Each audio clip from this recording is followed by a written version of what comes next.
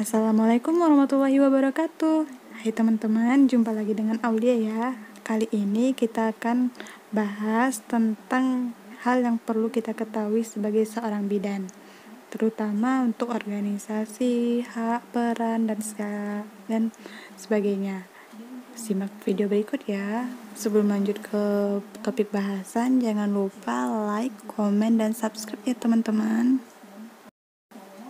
Nih, bidan adalah seorang perempuan yang lulus dari pendidikan bidan yang diakui pemerintah dan organisasi profesi di wilayah negara Republik Indonesia, serta memiliki kompetensi dan kualifikasi untuk diregister, sertifikasi, atau secara sah mendapatkan lisensi untuk menjalankan praktik kebidanan. Itu merupakan pengertian bidan menurut A. UUD, B. IB, C. Undang-Undang Nomor 36 Tahun 2014, D. ICM, E. Praktik Kebidanan.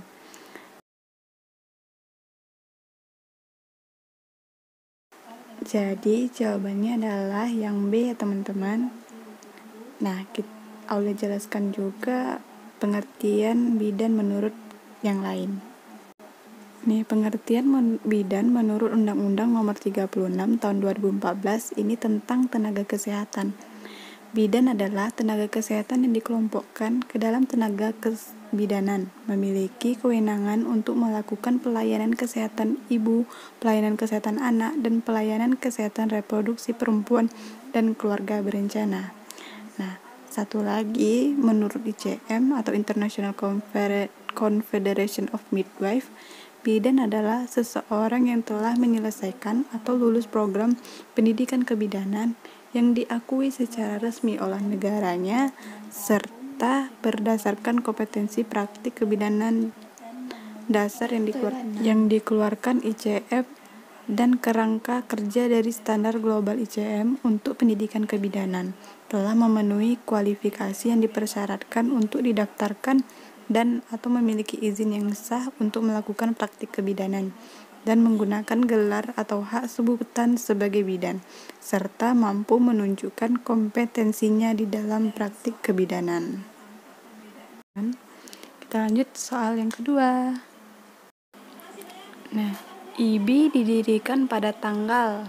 Nah, ini untuk seorang bidan kita harus tahu ya teman-teman.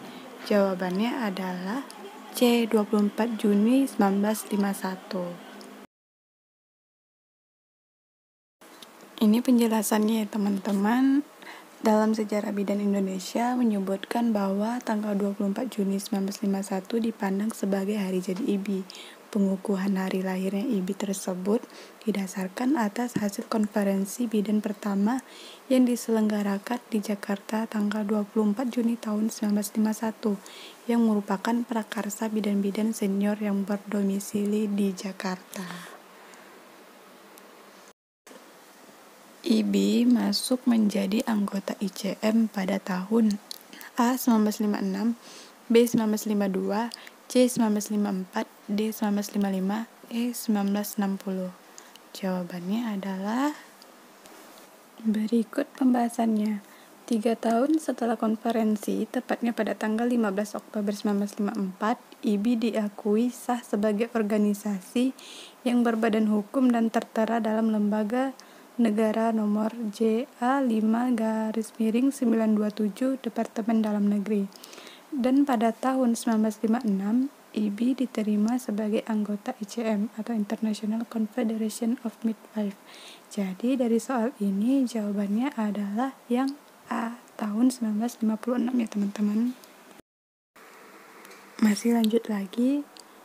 Misi organisasi Ikatan Bidan Indonesia adalah A. Menjadikan organisasi profesi yang handal dalam mewujudkan bidan profesional berstandar global. B. Terwujudnya jaminan kesehatan yang berkualitas tanpa diskriminasi. C. Meningkatkan kekuatan organisasi berbasis IT. D. Meningkatkan inovasi pelayanan kebidanan. Yang E. Meningkatkan kesejahteraan anggota. Nah, di sini langsung kita jawab ya teman-teman. Yang misi organisasi Ikatan Bidan Indonesia adalah yang A. Sedangkan option yang untuk B ini merupakan misi untuk BPJS Kesehatan. Yang option C, D, dan E ini merupakan misi dari Ikatan Bidan Indonesia. Nah, ini dia.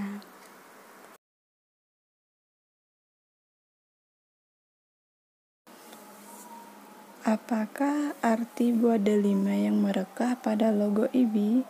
A. Persatuan abadi, B. Kesuburan, C. Kemampuan dari pasangan laki-laki dan perempuan untuk melanjutkan tumbuhnya bibit, D. Pelayanan kebidanan harus memelihara dan mempertahankan biji atau bibit agar dapat tumbuh dan berkembang dengan baik, E. Seorang bidan diharapkan bersiap diri menjadi tenaga pelayanan kesehatan yang profesional untuk menghantarkan benih yang matur dan sehat tersebut menjadi calon generasi penerus yang mandiri serta berkualitas. Nah, jadi jawabannya adalah yang E. Nah, penjelasan untuk logo yang lainnya ini deh teman-teman.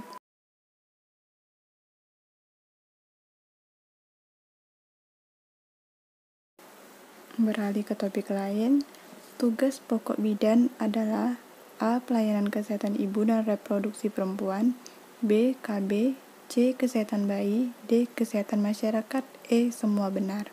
Dari option yang A, B, C, dan D ini merupakan tugas pokok bidan yang diatur dalam Permenkes RI nomor 551 Menkes Peraturan nomor 7 tahun 2009. Jadi jawabannya adalah yang E, semuanya benar. Lanjut soal terakhir.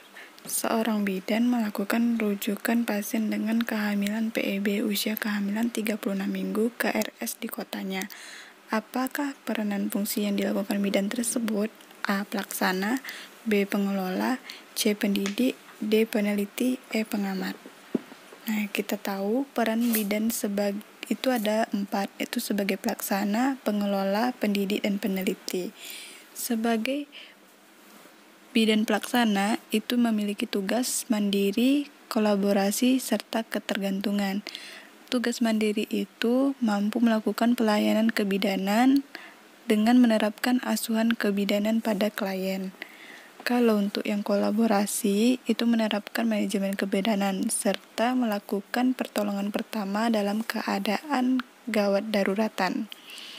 Yang ketiga tugasnya itu yang ketergantungan, yaitu merujuk dengan menerapkan manajemen kebidanan.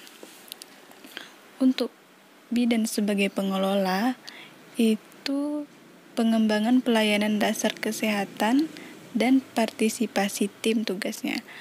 Untuk pengembangan ini, bidan melakukan seperti bimbingan. Kalau untuk partisipasi tim, itu kerjasama dengan puskesmas. Yang ketiga sebagai pendidik, ini bidan menjadi pendidik dan penyuluh kesehatan. Misalnya mendidik kader di sebuah wilayah. Yang keempat itu bidan sebagai peneliti. Bidan sebagai peneliti ini, bidan melakukan evaluasi, pengkajian, atau survei penelitian yang bisa dilakukan mandiri atau dengan tim yang berkaitan dengan pelayanan kesehatan. Jadi, untuk soal ini, karena bidan merujuk pasien terus dengan kehamilan PEB, ini merupakan tugas bidan sebagai pelaksana.